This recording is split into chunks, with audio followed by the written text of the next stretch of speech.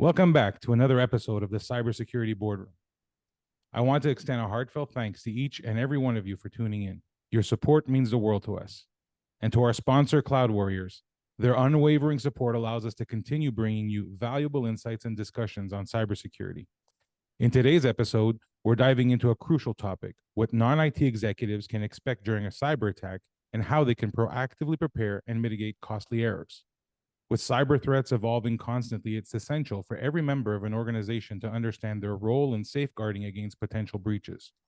So grab your headphones, sit back, and join us as we explore strategies to enhance your cyber resilience and protect your business.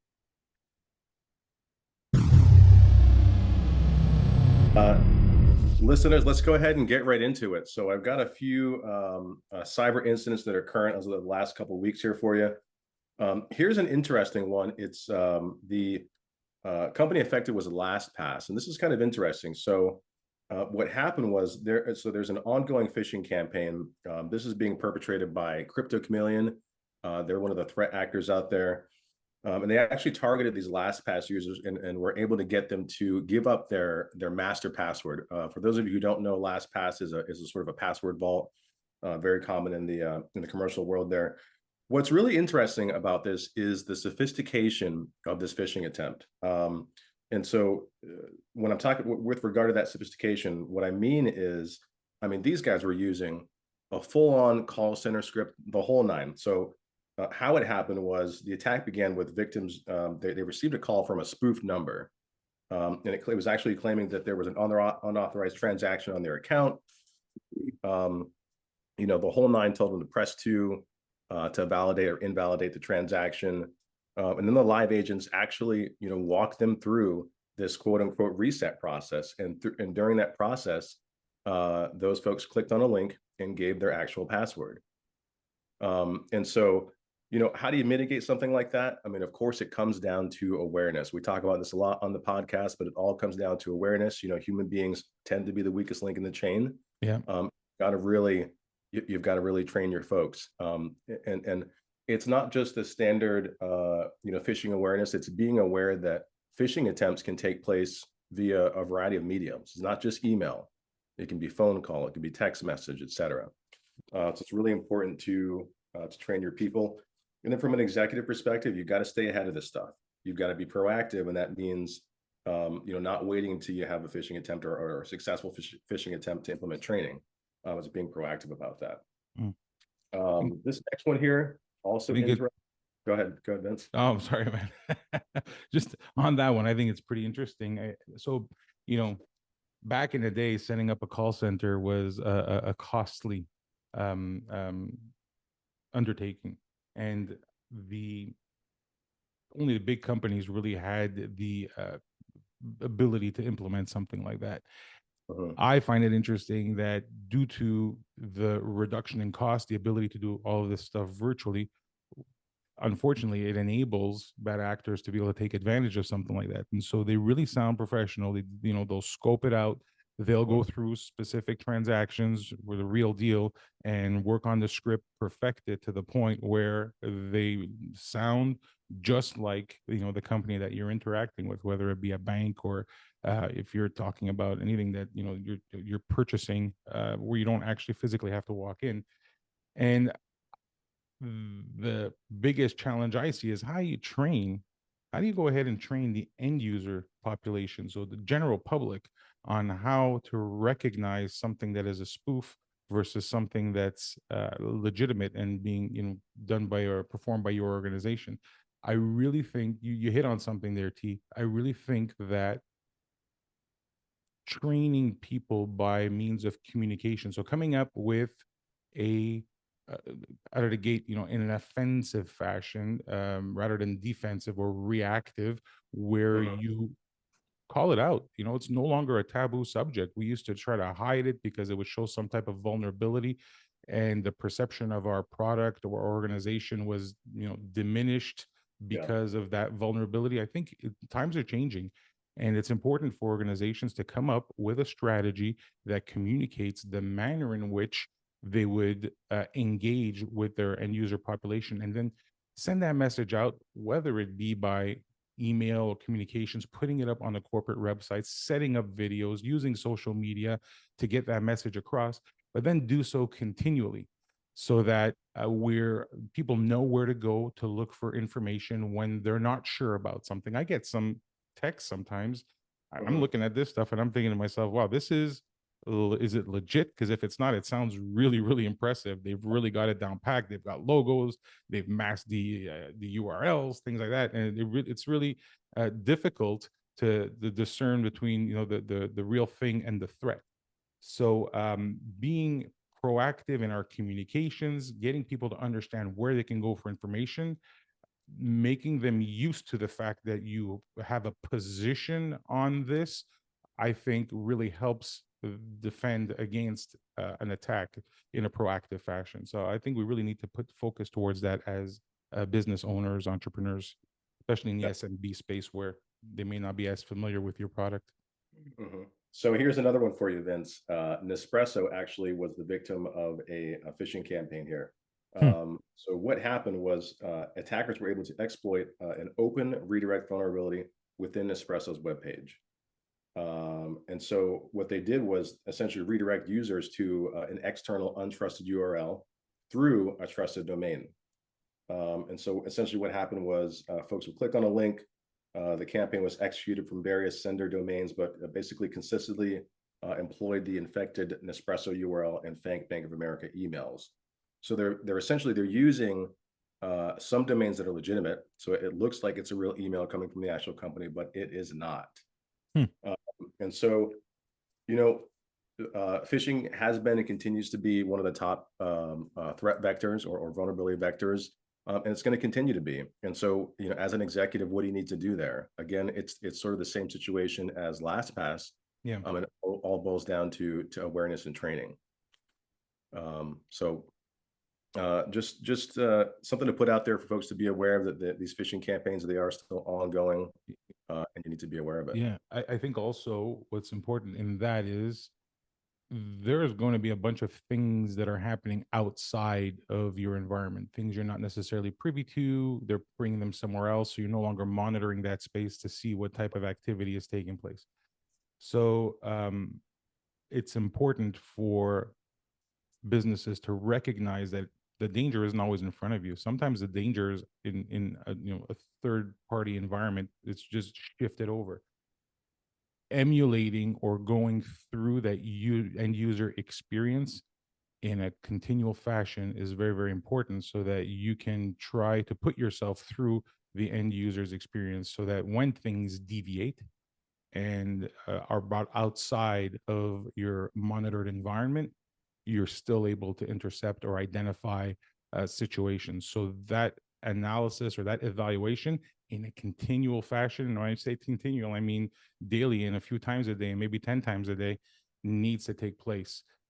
A lot of work and a lot of activity that is compromising you takes place outside of your environment, and you don't even realize it.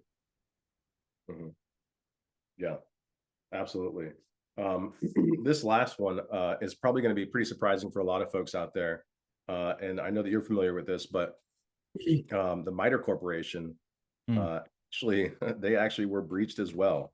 And it's interesting, they were breached by foreign nation state hackers. Not sure exactly who. They were actually able to exploit vulnerabilities in the Avanti VPN. And what's wild is that these threat actors, had access to what MITRE Corp is saying was a non-critical system, but they've had access to this non-critical system since January, and just reported this last week. So, like I said, January, the threat actors, they exploited 2 zero-day vulnerabilities in the Avanti Connect Secure VPNs. They were able to bypass MFA and gain access to the network. Go ahead. It makes me, we think about recon and testing and things like that when we're talking about different military tactics, and I'm sure, well, you're very familiar with them. How similar is that to some of the stuff you saw in the military? I mean, this is the type of stuff that you see in movies all the time. You see described to you in a lot of documentation. There's a recon effort that goes in, and then when they're laying low, they're monitoring, they're testing You're running a little test to see how you react. The danger in that is that when you're monitoring your environment and they're not doing anything and you don't know that they're there, you think everything's good. So you bring your guard down. And when you bring your guard down long enough, that's when they strike. And typically, the ones that are evolved enough in their strategy to do something like that, they're going to come hit you from multiple perspectives. They've got a strategy that is built off of a whole bunch of tactical activity that's going to take place just to inundate you and just strike fast and strike hard. Yeah, and so what's interesting is that the MITRE Corp, they were affected by 8 MITRE techniques, if you will. So some of those include, let's see here, they used session hijacking, remote service exploitation, and credential theft. All of that to move laterally within the network and establish persistence. So something to keep in mind there. And this is despite MITRE's best efforts to, keep bad actors out. Can you imagine a 1-person shop, a 2-person shop, a 5-person shop having to deal with 8 different attack strategies simultaneously? Yeah, I can imagine that. I can imagine chaos. Yeah. So you're continually looking for that needle in a haystack when stuff's happening. You're trying to really understand what the impact is and what your position is, and it's continually evolving. You don't know what's next, and you don't know what you don't know. It becomes very, very challenging to defend. Definitely. So, what this tells us is that, executives, they should recognize that there are oftentimes strategic objectives of these nation state actors. And again, it's all about being proactive, not only in training, but also in monitoring your vulnerabilities as well. Yeah, agreed. So with that, I mean, we're talking about how, MITRE themselves experienced 8 different techniques to breach their system and sort of what the level of chaos is there. That kind of dovetails nicely into our main topic for today, which is, what to expect and what's the difference between a major incident and an actual cyber incident. And we can tell you one of those main things is going to be the chaos there. But Vince, I'll let you take the wheel here. Yeah, there's a lot of difference between your regular IT incident and your cyber incident. The main difference is that when your IT organization is dealing with a failure in the infrastructure, the hardest part a lot of times is just to identify what that failure is. Then once they've identified it, they need to research and come up with a game plan as to how to remediate, how to restore that service. And then it's the effort of actually going through that and releasing whatever change is required to be able to do that. All the while, from an exec perspective, whether we're talking about account management with our customers or we're talking about communicating with different executives within different organizations, our focus is just about understanding, okay, what's the damage, how long are we out, when are we going to be restored, and how do I communicate all that, and what's the game plan? All that is almost very linear, you know what I mean, in its approach, in that you can plot it out. You set times to it, you get templates set up for a whole bunch of stuff, and you can be efficient in the identification of it and all that. When we're talking cyber, it is a completely different ballgame. First things first, if it's malicious, it is trying to do different things that you need to try to find. And it's like following a needle in a haystack that's completely or continually moving. And so it's not just the identification of a failure or, a problem. It's the identification of what's happening. How do I know where they are? What are they doing? What's the impact right now? How many are there? How are they hitting you? What's the different strategies? And then that's the IT side where they're trying to find out stuff. What typically happens is executives are engaged a lot sooner in the process because it has huge implications for the business, huge implications for customers. And so you want to be involved a lot sooner in that process. You're trying to interact with folks that may or may not know what's going on to give you an idea of how you're compromised. And then if you start getting into a ransom type situation, you need to be in a position to properly negotiate. The You also need to be able to start communicating to regulating bodies. If you are governed by things like, a HIPAA compliance or PCI, you need to start getting a game plan going to see how you're going to communicate that. And Mm-hmm. then once it's actually been restored or service has been, brought back online, you then you have a windfall effect in that you need to start figuring out, okay, so what's been compromised. If my bank account was compromised, you need to go through and start working with your bank and start figuring out and demonstrating to them what your position was from a cyber hygiene perspective. Historically, they don't really care that you're HIPAA compliant. They want to know what you've been doing to safeguard your environment, to Mm-hmm. safeguard the information that you've got that gained someone access to your accounts for money. And so here you are, maybe you need to make a payroll, and you're going to be talking to these people trying to explain to them what you did just so that they can release some funds so that you can allow your business to go on. Then you're going to have to deal with filing insurance claims. Your cyber insurance policy may or may not cover certain situations, and you'll need to demonstrate your position throughout the event that took place, so that you can at least try to be able to get something through your claim. A lot of times, things are not covered, and we find out the hard way. And then you've got all the regulating bodies that are going to come in, and they'll want to see exactly what was done because they're going to be looking at everything that happened to assess for fines. Mm-hmm. And then you've got the potential for class action lawsuits, individual lawsuits. So you're going to have a lot of work to do with your attorney. So all this to say that your regular IT outage is a lot less complex and many times a lot less impactful to all of your business and all of your customers, and has less repercussions than the cyber event does. So Mm-hmm. it's very, very, very interesting having worked on both sides of it from an IT perspective and from an executive perspective as to how it's chaotic and how you need to manage through that. So it's very enlightening, I think, just to compare the two. Yeah. um, are there any differences in, how someone would experience a cyber incident depending on the size of the organization? Let's SMB versus, maybe a mid-size. Yeah, absolutely. If you are a small business, the odds are the CEO is the one that's going to be in the thick of things. You're the one that's going to be having to deal with translating whatever's happening from an IT perspective to what you need to communicate to your customers and how you need to deal with all the banks and all that good stuff. Meanwhile, IT is going to be reaching out because once they've identified things, they'll need to potentially have you approve costs. You'll need to potentially go to your board for them to have to emergency approval of costs so that you can make those or funds so you can make those changes that you need. You'll need to start coordinating the message yourself that's going out.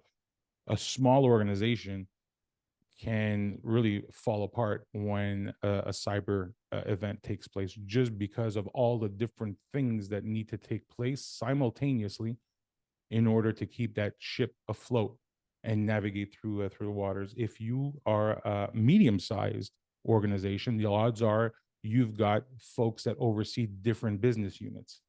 So you have a lot of the similar challenges, but the bigger one is coordination of efforts. So you need to make sure that everybody that's responsible for their area of the business in relation to the different activity that I just described is doing what they need to do, and they're on point, doing it in an efficient, effective manner, and reporting that back to you. So the role of senior leadership in a medium-sized organization is going to be a lot more um, um, focused on coordination of activity as opposed to doing it all themselves, but it's still quite an effort nonetheless. Mm-hmm. Yeah. But, tell me more about like some of the risks that are associated with a cyber incident versus a major incident or an outage. Right. So the major incident has, risks that are pretty easy to define.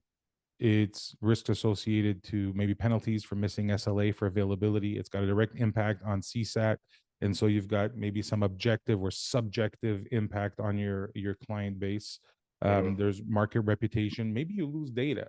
Losing data is negative, for the business, because it may impact your transactions or your business rules later on. May have some penalties or fines associated to that, but it's again pretty linear when you look at the impact and failure and the repercussion of that impact. When we're talking cyber, the impact is a lot larger in that, yes, it potentially have a negative impact on the perceived service value that you bring from a service perspective. Yes, you'll have unavailability of services, perhaps, but it will also negatively impact you from perhaps you'll be facing penalties from a regulating body.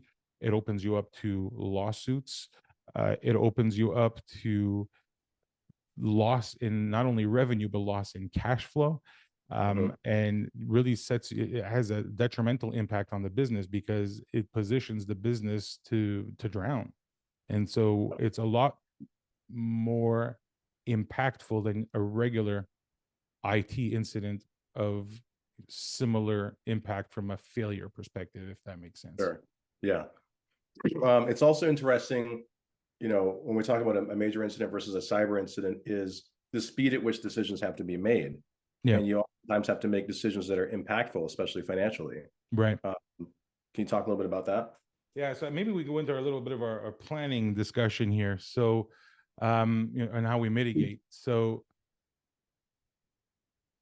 mitigation comes in many forms, and there's many tactics that need to take place that will affect your mitigation strategy.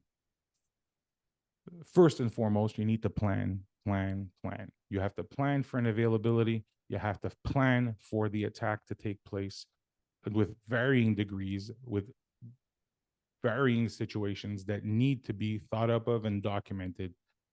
You need to have processes, procedures across the board. We're not just talking IT, we're talking people that interact with the systems or services that you offer. That means have policy, process, procedures that are implemented and tested with vendors or subcontractors, with customers that may leverage the information. So I'm not talking about general public, but I'm talking about when we're talking B2B. You need to have marketing or someone that is in a position to help you communicate what the impact is, because you're going to have to put something out that's public facing. So you need to have templates in place in order to avoid you from having to create these things when time is of the essence, when you're dealing with a whole bunch of different scenarios. You need to make sure the board understands what that emergency process looks like, so that when it happens, you trigger it and they understand where you're going, why you need it, and there's less questions that are asked, and everything is vetted out ahead of time, so that you just invoke a plan as opposed to going in and trying to build a plan while you're being attacked. The other thing that is often overlooked is the importance of including your legal team earlier on in the process. Your legal team is who you will call upon to understand impact and positioning, and you'll also require them in the event of a ransom attack. You will need someone that is experienced in cybercrime and specifically experienced in negotiating ransom to be engaged earlier on in the process. So you'll need to bring them in so that they can understand the exact state of the union at that moment, so that they can be well positioned to successfully negotiate ransom on your behalf. But that important thing is that you don't plan that out while it's happening. You need to plan that out ahead of time. If you have got in-house counsel, it's great. They may not have that expertise, so you need to source that elsewhere. You need to have a plan in place with whichever counsel you do have that is going to take that situation over, so that you know exactly what information they need. They know what they're looking for. They know what the game plan is, and they tell you what they'll need in order to be able to properly defend you and to negotiate on your behalf. Bringing in legal early on in the process, in the planning phases, and making sure you treat them as one of those business units or one of those areas of your business that needs to be part of that planning and testing phase is absolutely key. and will make you more efficient and more effective as you're navigating through the mess and the turmoil of an aggressive attack. Yeah. I think it's interesting. You talk a lot about communication, Mm-hmm. and what really piques my interest is when you start to think about messaging with internal stakeholders and vendors. Right. I mean, if you're the CEO or an executive of a SMB, a small to medium sized business, Mm-hmm. you're likely going to be the one running point on a lot of that stuff, Yep. and you don't want to wait until you actually have an event to come up with that messaging. Right. I think you mentioned it before, but you're going to be if you're the CEO of an SMB, that's likely your baby. You've spent blood, sweat, and tears Right. building it up, and so you're going to be emotional, and so Yeah. you want to be in that emotionally distressed state, trying to come up with messaging. You want to have a plan for that. Right. Absolutely. Right. No, I agree. The preparedness is key. It allows you to look at things in a sound manner and talk through and debate and negotiate internally with yourself, but also with different stakeholders within the organization, and make sure that your contracts reflect that type of activity as well. And so, in order to do all that stuff, that requires you to be proactive. That requires you to be unemotional, and it requires for you to be in a situation where you're not just reacting out of necessity or out of survival. Planning is absolutely key. It removes emotion, makes you more robust. And I also, the other thing that we have to also remember is we need to communicate with creditors and bank as well while things are happening. There needs to be a plan in place. So I'm not saying you need to coordinate with your bank ahead of time, but it's important to know their policies. It's important to know the process in which you need to engage with them should you be breached, because that activity or the act on your behalf of reporting information before them finding it at the end, or going back to them before that final discussion, where you've identified that you've been compromised and you're trying to recover some of the funds that you've lost, is absolutely key, and it's a great sign of good faith. So understanding your creditors or your bank's policies, having those underpin your actions, and then taking as proactive as you can be, but as you're reacting, including the steps to communicate with them to let them know what's going on, is absolutely key. And at the end of the day, if they're aware, they lock down your environment, at least you know that your funds aren't going to be compromised, because that's just going to exacerbate the problem when you actually do come up for air and realize that you have no money in your account, or you got a severe loss because someone's gotten your credit cards and started spending all kinds of money, and now you're trying to defend to try to recover the expense. Yeah, absolutely. Mm. Yeah. So I'm, another thing that you said that stood out to me is engaging legal early on in the process. I mean, Yep. so that doesn't mean just waiting until the event happens to engage legal. Like you said, it means when you start to think about planning, how you might actually react during the situation like this. Mm-hmm. You want to engage with that legal counsel and get them involved. Mm-hmm. A lot of people don't have counsel that's skilled in cyber on retainer. Right. And so that means like just doing your homework there, and not necessarily getting them on retainer, but having options there in terms of counsel. Yeah, and working with law firms that have access to cyber attorneys is absolutely beneficial, so you can have them engaged not only in your reactive processes, but have them engaged in your review of your commercial agreements that you have with customers, to make sure that, especially if you're providing services tied to systems, that you are covered, and have things in place for you to better collaborate with your clients in support of that preparedness, if that makes sense.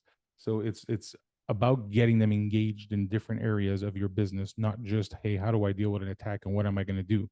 It's how do I make sure that I've got the support of my customers or my third party vendors, and we build agreements that foster that interaction, so that we can make sure that we have something in place for the moment in which we actually need it.